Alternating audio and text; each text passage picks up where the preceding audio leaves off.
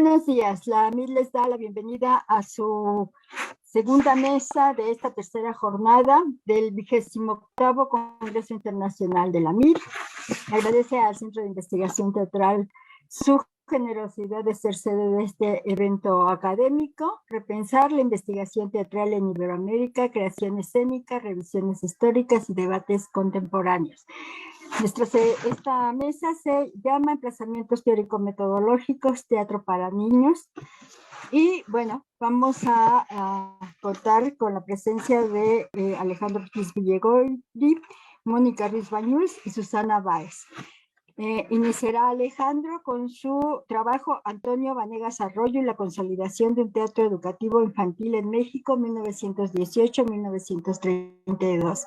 La semblanza de Alejandro y su resumen aparecerán en los chats tanto de Zoom como de Facebook. Adelante, Alejandro. Muchas gracias. Hola, bienvenido a ustedes. Como siempre, es un enorme gusto seguir participando en las actividades de nuestra querida AMIT. Sobre todo esto que vemos de cómo se ha abierto el horizonte a través de las redes sociales, pues es maravilloso que podamos estar cerca. Claro, está claro, y eso lo sabremos el próximo sábado, el mundo presencial es insustituible, pero de todas maneras esto también nos permite muchas otras posibilidades de intercomunicación. Bueno, voy a empezar abriendo mi pantalla, presentando, espero que ya esté viéndose. Mi ponencia se llama Antonio Vanegas Arroyo, consolidación de un teatro infantil en México de 1918-32. Esto forma parte de un proyecto que he emprendido en la UAM Azcapotzalco de hace unos cuantos años de recuperación de las obras para teatro infantil y de muñecos, la famosa galería del teatro infantil muy amplia de Antonio Vanegas Arroyo. En este caso, quiero nada más hacer énfasis en algo que he descubierto gracias al, verdaderamente hay que reconocerlo, invaluable trabajo de Francisca Miranda del CITRU, quien ha abierto las puertas al estudio de esta forma que algunos le llamarían subalterna. Yo más bien creo que pues quizás dejémoslo en alterno, que es toda la tradición de teatro de muñecos en México, pero al darme la tarea de investigar y de hacer lecturas, descubro que hay una liga, una cercanía entre la colección de comedias para el teatro infantil y de muñecos de Vanegas Arroyo y las obras de Constancio S. Suárez, editadas por Vanegas Arroyo, y la tradición del guiñol mexicano que se funda en el 32 con protagonistas del estridentismo de los años 20. Entonces, un poco voy a tratar de acercarme a esto, voy a hacer una pequeña introducción a la colección de comedias para el teatro infantil, que es muy curioso porque, bueno, pasó un poco a pasar al olvido esta colección de obras que formaban parte de la llamada literatura de cordel, sobre todo durante el Porfiriato, hasta, digamos, 1918, que es la muerte de Vanegas Arroyo, que era el impresor, aunque también tenemos ya nociones claras de que también llegó a escribir algunas de las obras, especialmente los cuentos, pero es una cosa monumental que durante décadas la niñez mexicana se familiarizó con estas obras que se vendían en las esquinas y que aprendían a representar en sus propias casas como juegos y a veces también como una forma que yo le llamo de educación informal y no formal. Piensen que en México, al finalizar el porfiriato, a los inicios de la Revolución Mexicana y luego después, claro, hacia 1919-20, la población mexicana era 80% analfabeta y que justamente la labor de impresor de Vanegas Arroyo impulsó una cosa muy interesante, que es la educación a través de la lectura y de las representaciones dramáticas. Es una colección bastante amplia. Esta es la colección de lo que él llamaba la colección completa de comedias para niños o títeres.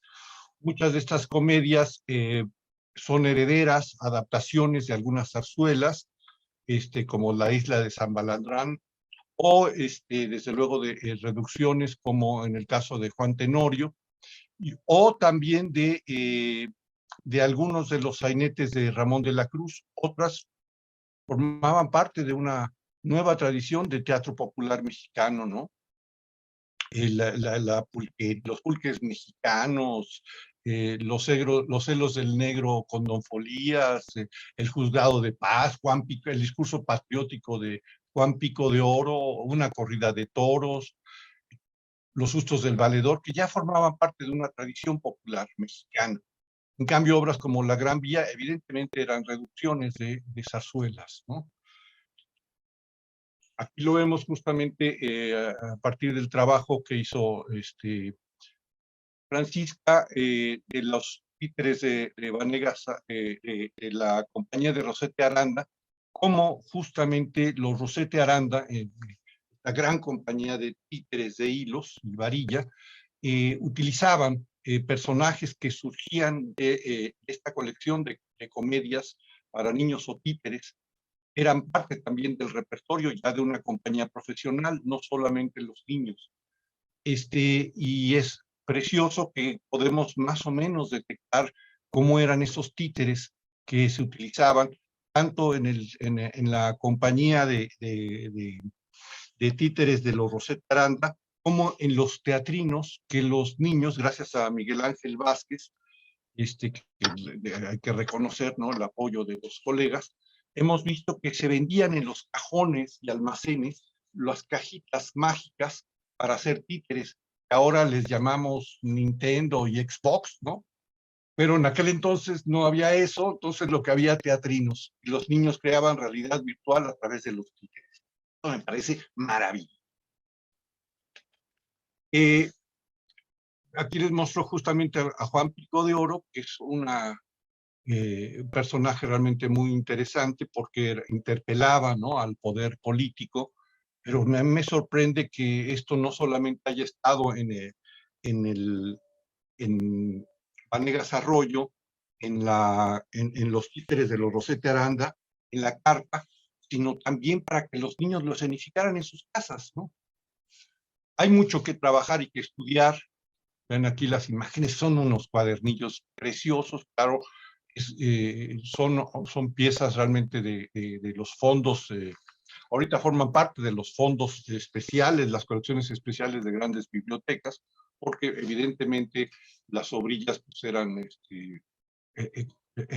impresas con grabados de José Guadalupe Posada, con un material pues muy frágil, ¿no? Casi papel de China, ¿no? Aquí vemos Juan Tenorio, la reducción, ¿no?, que es lindísimo. El por fingir espantos, ¿no? Y además hay todo este imaginario popular, colectivo del México de hace un siglo, de la manera como se va construyendo también, ¿no?, un imaginario social a través del teatro popular. El santo de mi papá, que nos presenta unos niños que se emborrachan en escena, ¿no? Es una cosa muy extraña, que llena de dudas sobre qué es lo que veían los niños, qué es lo que hacían los niños en el teatro, nuestra noción del teatro como una forma de educación, con una perspectiva moral, ahora diríamos de género. Aquí son cosas loquísimas, ¿no? Como los celos del negro de Don Folías, que parece es una dramatización de una nota sangrienta del periódico, de un tipo que asesina al policía, al amante de su esposa, a su esposa, ¿no? Como si nada, ¿no? La Isla de San Balandrán, que es una de las obras que más me ha llamado la atención, que viene de una zarzuela y después de un sainete de Ramón de la Cruz, de una isla gobernada por mujeres, ¿no? Que no te las cuento para no para no vender trama, el juzgado de paz, en donde de pronto se hacen reflexiones sobre la impartición de la justicia en México, nada diferente de lo que pasa en la actualidad. Aquí están las imágenes, ¿no? De la del negro, la de los celos del negro con Don Folías, ¿no? Y así ya de entrada en la portada del libreto está el personaje asesinando a sus enemigos, ¿no? En un acto de rabias terribles. Y de pronto nos encontramos que hacia los años 40, Lola Cueto pinta y realiza algunos grabados y algunos aguatintas de esos títeres populares que servían para las representaciones de Vanegas Arroyo. Entonces, aquí me voy a detener un poco, justamente para mostrar cómo pueden ustedes ver, ¿no? Los títeres que realizaba Lola Cueto, que son una maravilla, están estéticamente vinculados con una tradición del títere mexicano.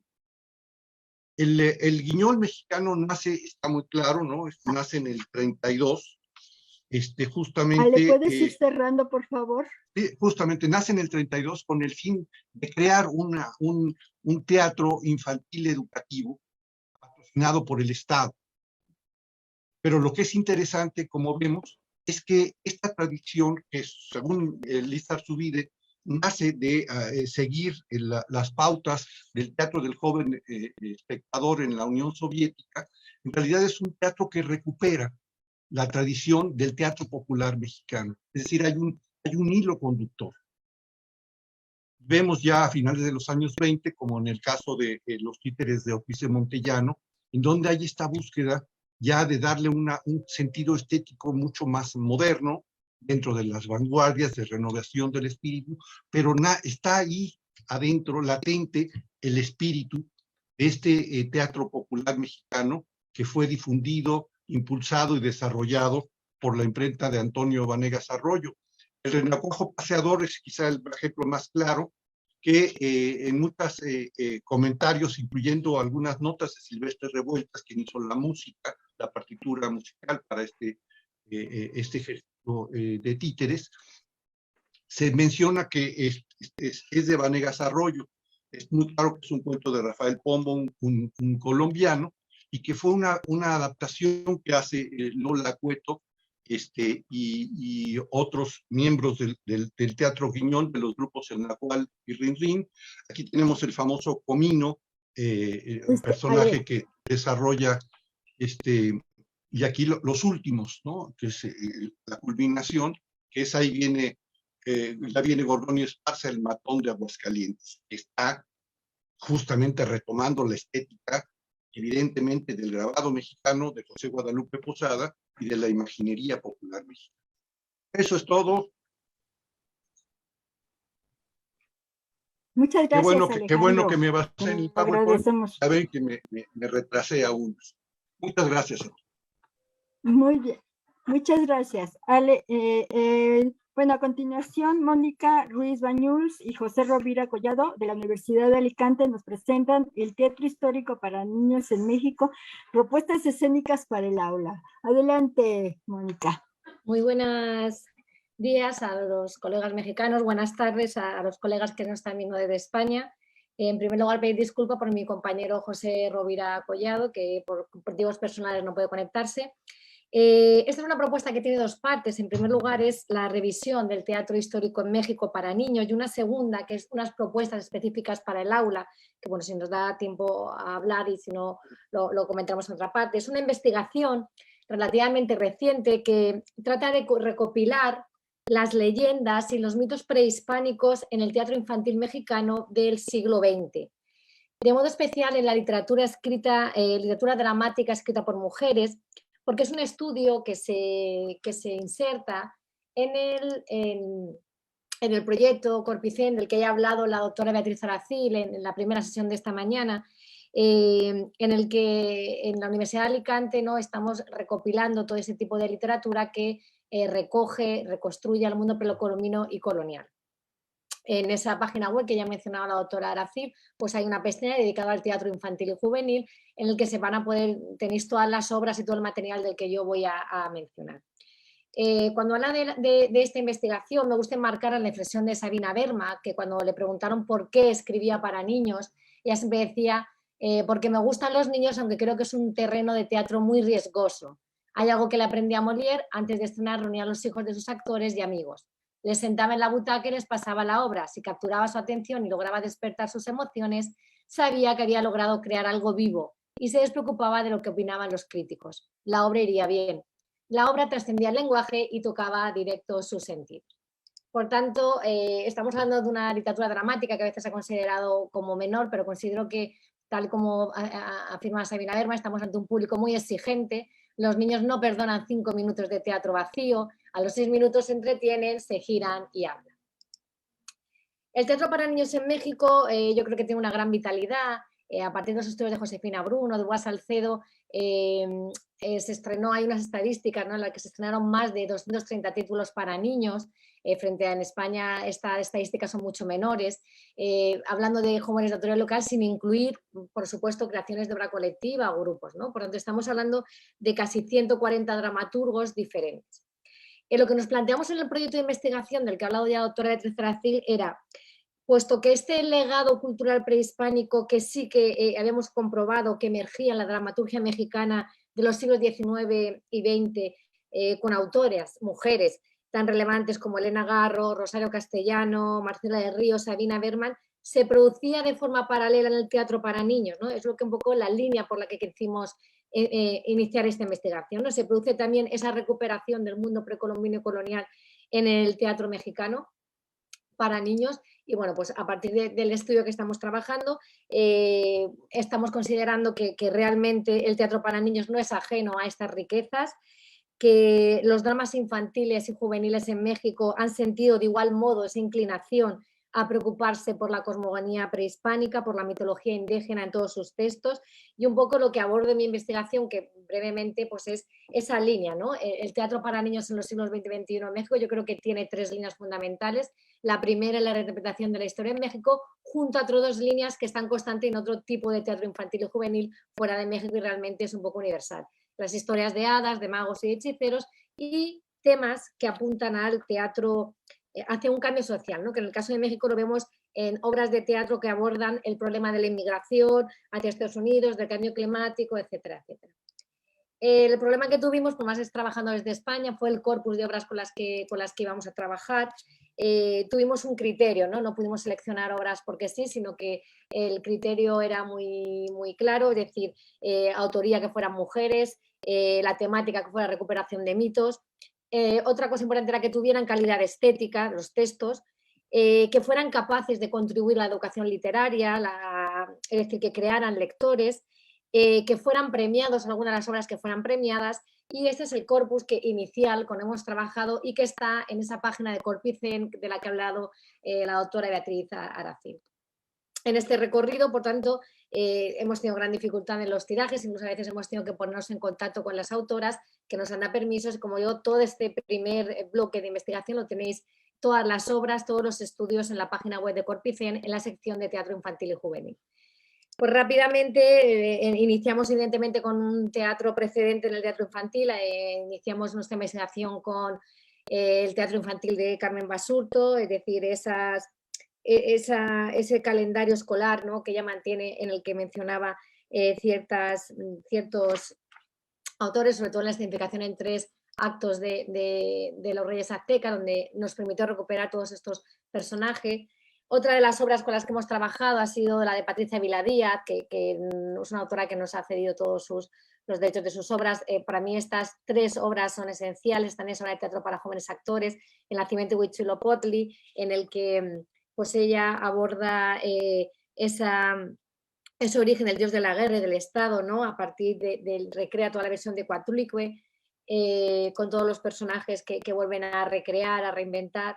El pájaro Q, esa versión, ¿no?, de esta leyenda posiblemente de origen Veracruz. Ella lo reinterpreta una versión prehispánica en la que encontramos tecolotes, colibríes, encontramos a Quetzalcóatl que vuelve, también muy interesante. Y por último, en un teatro infantil mexicano no se podría no hablar de las pastorelas. Esta de manera especial nos ha interesado El Diablo en el Nuevo Mundo, en el que Patricia Vila Díaz pues, también introduce a personajes como Hernán Cortés, Fray Tomás, en una recreación muy interesante.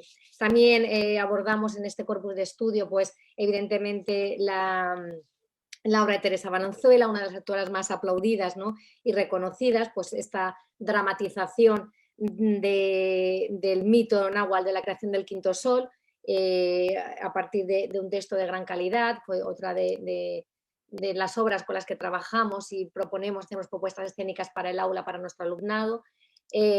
Maribel Carrasco, pues yo creo que El Pozo de los Mil Demonios es una de las obras también más representadas en los últimos años en México.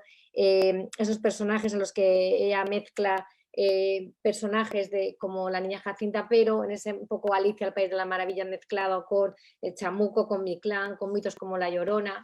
Por supuesto, a Tania Castillo, que la acabamos de tener, porque también tenemos una línea en la que abordamos la recuperación de Quetzalcóatl específicamente, y hemos trabajado, ahora saldrá un capítulo del libro, en el libro que estamos preparando, sobre la recuperación didáctica de Quetzalcóatl y de Tecactipolca, que realizan esta maravillosa obra, excelente, Tania Castillo. Me parece, le he dedicado un capítulo solo a esta obra. También dentro de esa recuperación de Quetzalcóatl, Carmen de la Fuente, la resurrección de Quetzalcóatl. Por supuesto, también incluimos a Sabina Berman, ¿no?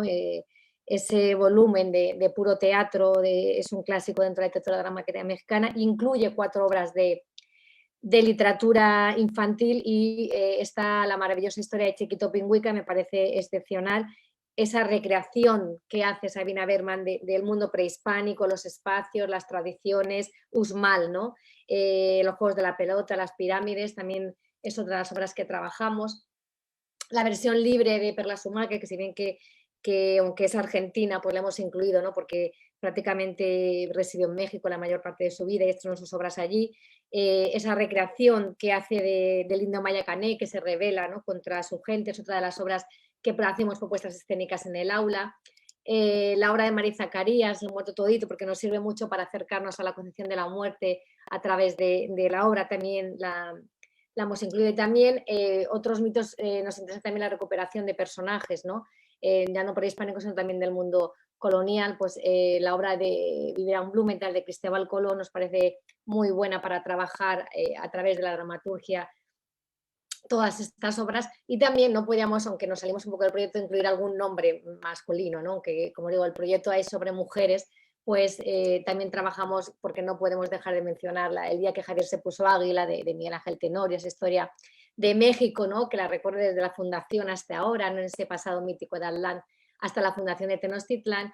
Marco Novel, un autor que ha colaborado mucho con nosotros, ese teatro mexicano para niños, tiene obras que por lo menos me parecen fascinantes. Voy terminando ya. Como Mi Clan, La aventura de la vida, El juego de la pelota, Tlalocan, y por supuesto la obra de Ricardo Pérez Quid, premiada, Cortés y Pizarro, ¿no?, con ese desdoblamiento que también hace Pérez Quid, en la que Hernán Cortés y Francisco Pizarro se desdoblan en Fray Bartolomé de las Casas y Carlos V. También nos parecen 2 obras muy interesantes. Un poco rápido, pues como comentado, es una investigación inicial que se está haciendo dentro de ese proyecto Corpicén de la Universidad de Alicante, en el que por un lado lo que pretendemos, porque también somos muchos docentes de la Facultad de Educación, es abrir el canon escolar de lecturas que tienen nuestros alumnos españoles, incluir textos dramáticos y incluir textos dramáticos de la otra orilla, o sea, abrir una apertura hacia el canon, repensar el canon de lecturas que están haciendo para los niños españoles y trabajar textos dramáticos de la otra orilla que consideramos esencial. Y en segundo lugar, pues esa mirada a un teatro mexicano que recupere esa historia, esos mitos. Un poco es un trabajo inicial, ¿no? Nos queda mucho que hacer, ¿no? ¿Qué versión del mito presentan? ¿Cuál es la fuente? ¿Cuáles son las sacralizaciones y desacralizaciones que hace del mito? Pero pues simplemente es un estudio inicial en el que estamos muy entusiasmados, en el que somos varios docentes, en el que estamos trabajando, y bueno, casi toda la información la tienen en la web del proyecto Corpicén y en varias publicaciones que están saliendo en volúmenes acerca de este trabajo. Muchísimas gracias.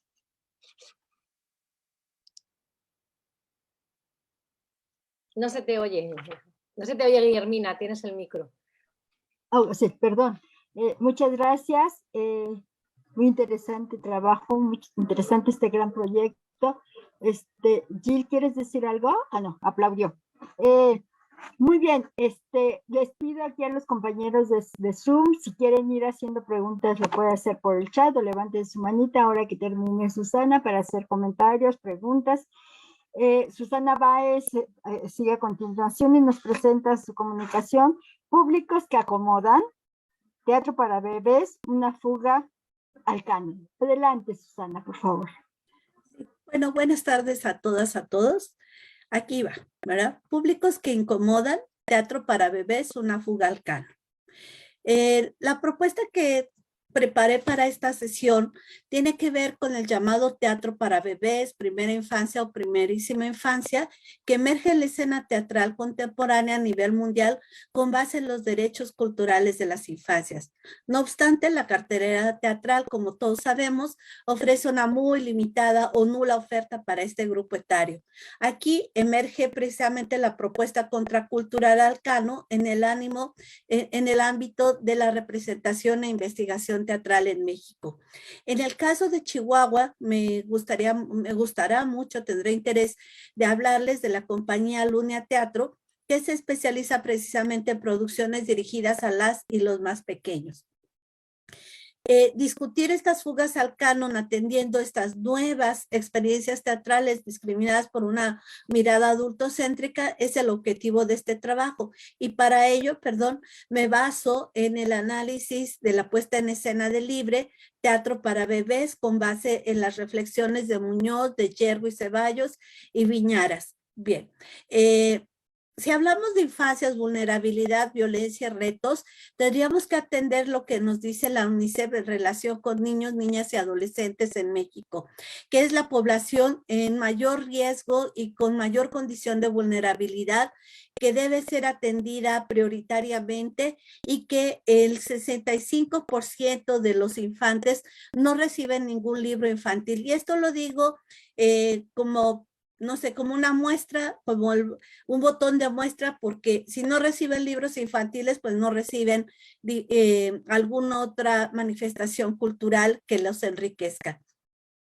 De acuerdo con la Agenda 2030, a través de los 17 Objetivos de Desarrollo Sostenible, propone que se debe garantizar la educación inclusiva, equitativa y de calidad para las infancias. Bueno, y si hablamos de los apoyos para el teatro dirigido a la primera infancia en México, tendríamos que señalar que son mínimos. En el 2020 me tocó ser jurado del Encuentro de las Artes Escénicas en México, y entre las propuestas que llegaron recibimos algunas que iban dirigidas a este grupo etario.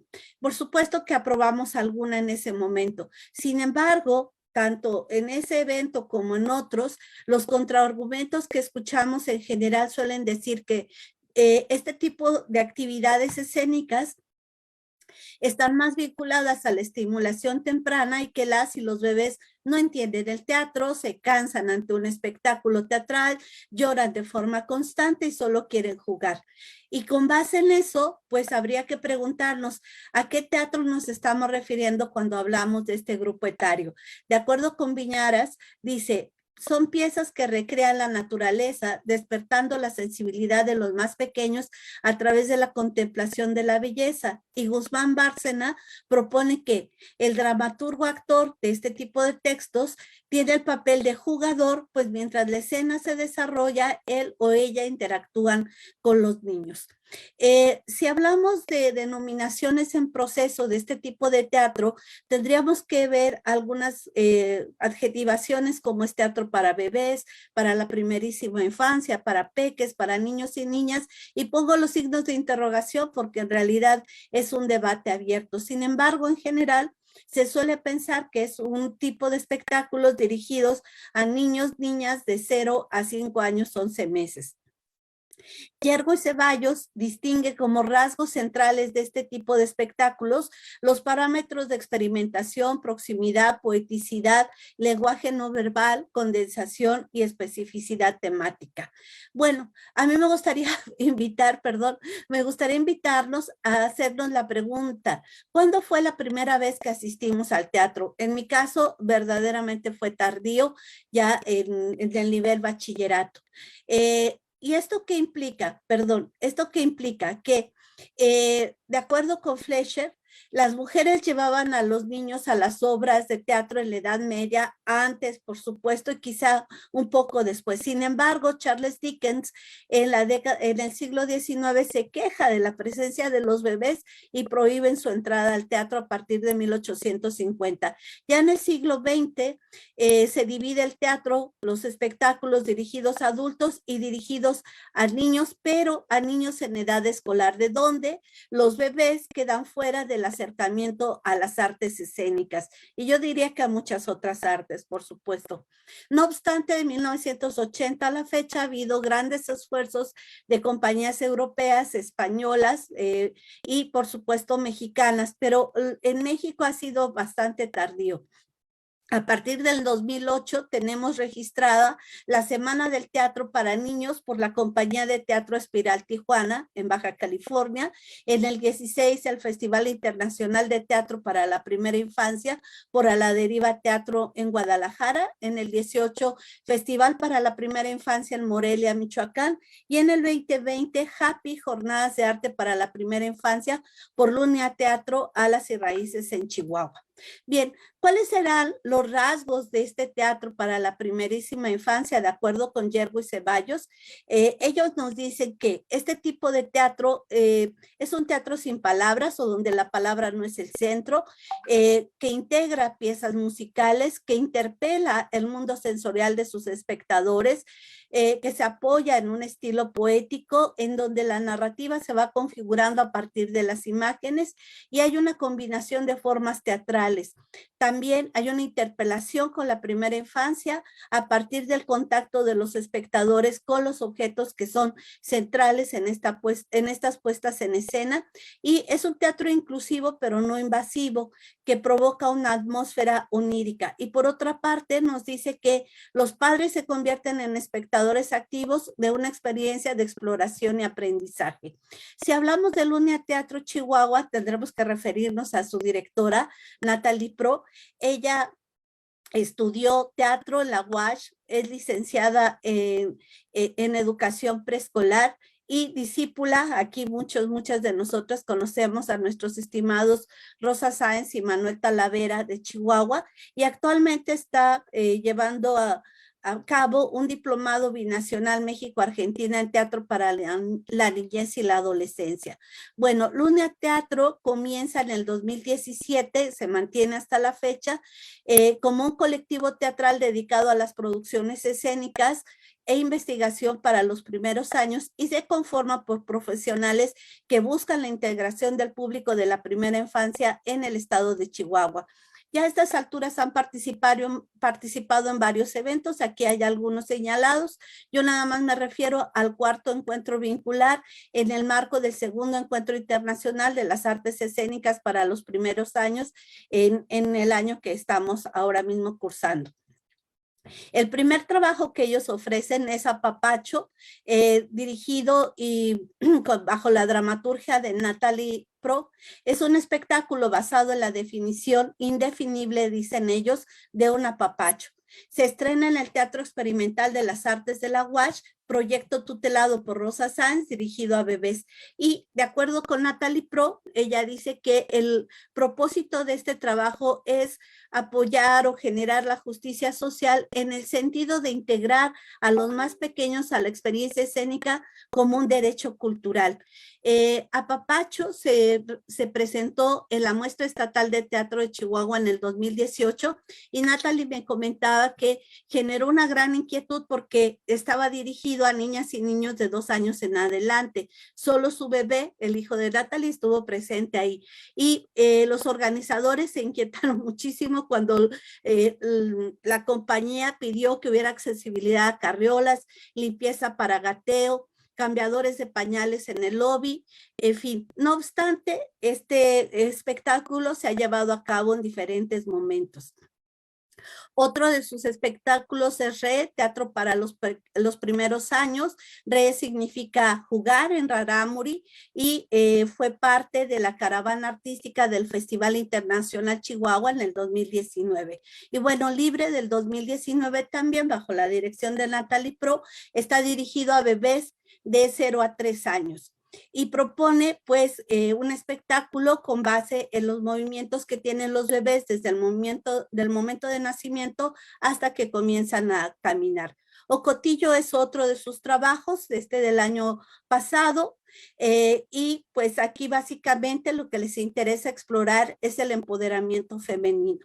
Bien, Libre, tuve oportunidad de verlo acá en Ciudad Juárez, puesto en el Teatro Experimental Octavio Trías, y entonces pude observar las reacciones del público. Algunos de los cuidadores, diría yo, de los niñas y niños que asistieron, decían, mira, sí le gusta, y si se angustian los bebés ante el dispositivo escénico. Sin embargo, en esta fotografía se puede ver claramente cómo los espectadores de primerísima infancia están muy atentos a lo que sucede en el escenario. Bien, Susana, ¿puedes ir cerrando, por favor?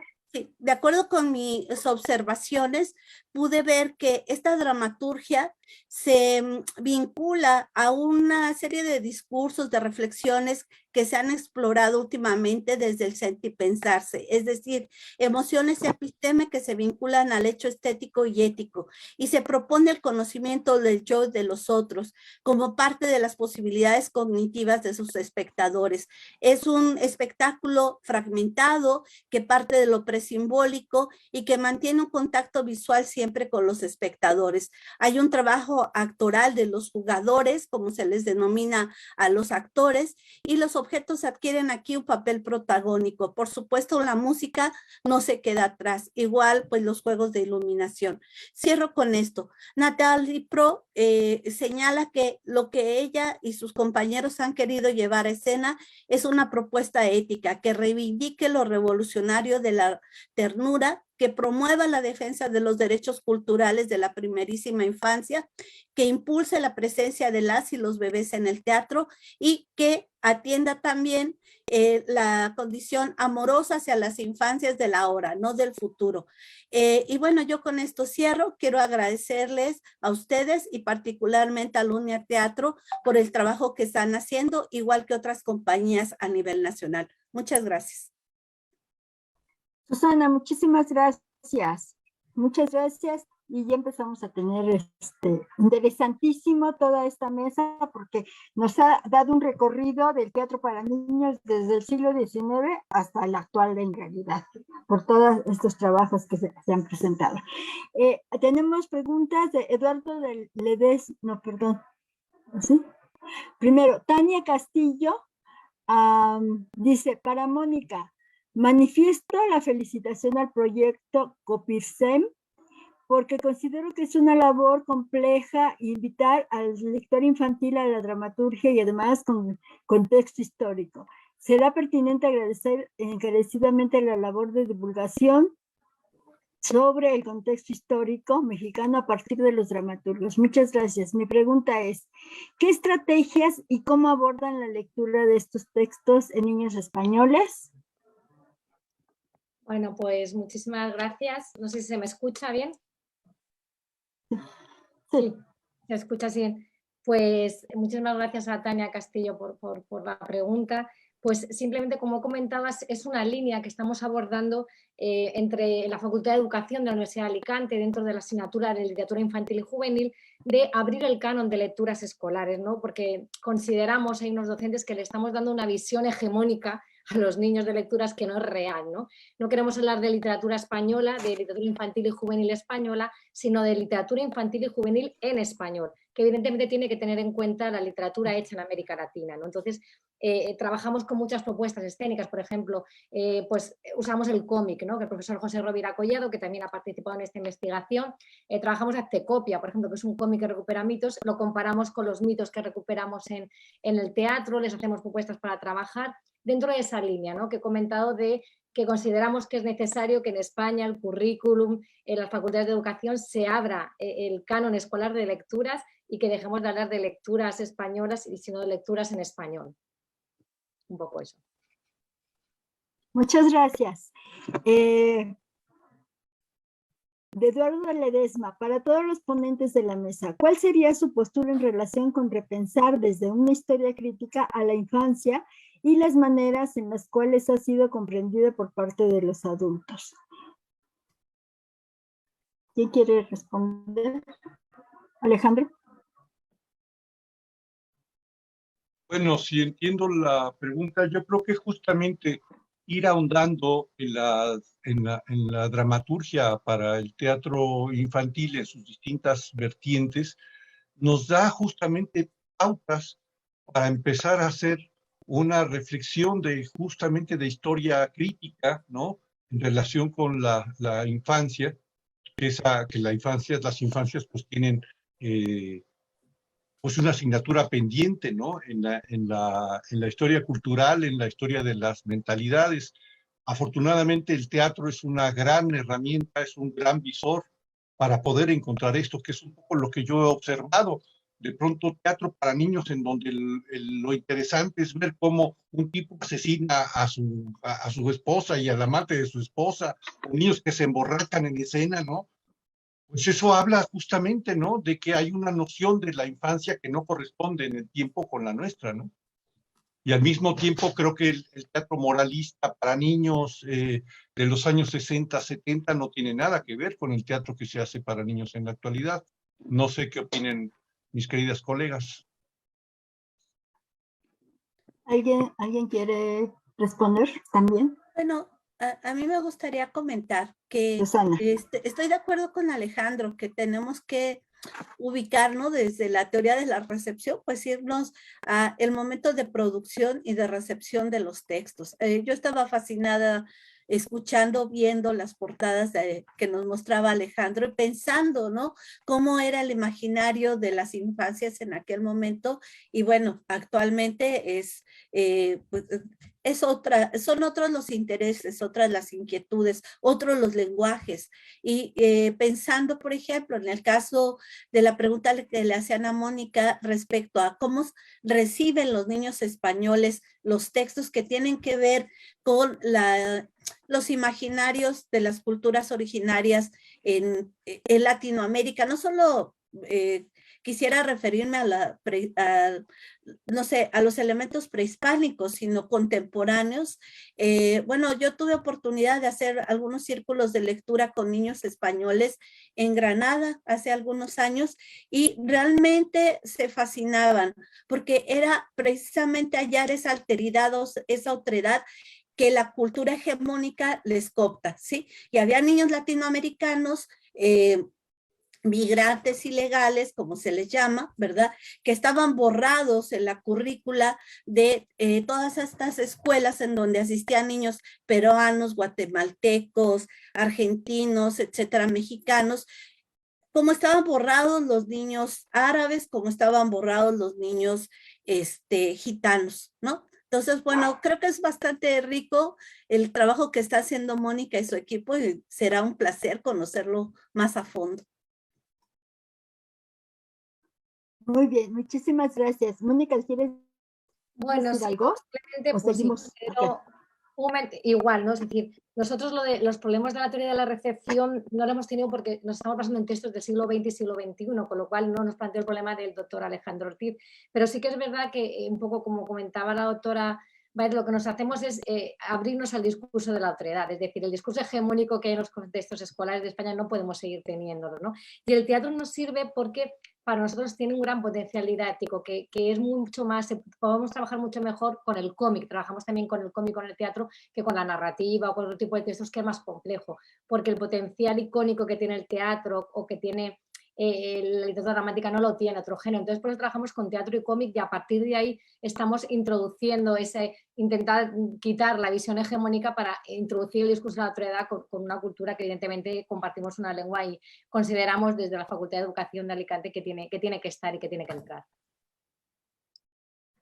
Muchas gracias, Mónica. Más preguntas y comentarios. Desde Facebook, Ignacio Ballester Pardo comenta, excelente encuentro, muchas felicidades, saludos.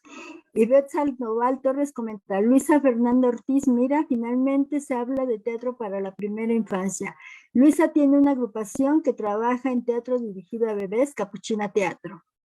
Por otro lado, Xochitl García comenta, felicidades Susana Báez, si bien en México hay cada vez más teatro para primera infancia, todavía hace falta esa reflexión y sistematización que hace usted. Zaida, aquí en Zoom. Para Mónica, ¿habría cabida en nuestro proyecto para el teatro de la diáspora mexicana en Estados Unidos, sobre todo? Bueno, pues en principio lo contemplamos porque no hemos encontrado obras que abordaran porque lo que abordamos son obras que recuperen la mitología precolombina y colonial. Yo no he encontrado, pero si hubiese en ese tipo de teatros a Estados Unidos que recuperen, estaría encantada que me hiciesen llegar y sin duda lo incorporaríamos. Yo no he encontrado, pero si existiesen, pues por correo electrónico me las pasaran y evidentemente las podamos incorporar siempre que cumplan esa condición temática de recuperación del mundo precolombino, colonial, mitología mesoamericana, pero en principio no lo hemos contemplado en esta primera línea de investigación. Muchas gracias, Mónica. Domingo Adame dice, felicidades, querido Alejandro, por tu interés en rescatar y difundir las ediciones del Teatro Popular Mexicano. Gran abrazo. Sería genial verte en escena jugando con todos los personajes populares. Desde Facebook, Miroslava Salcido comenta, excelente mesa, nos confronta en la medida en que no nos deja ver que en la investigación teatral hablar del teatro contemporáneo y sus problemas responde ya quizás a un canon de la mirada. Interesante.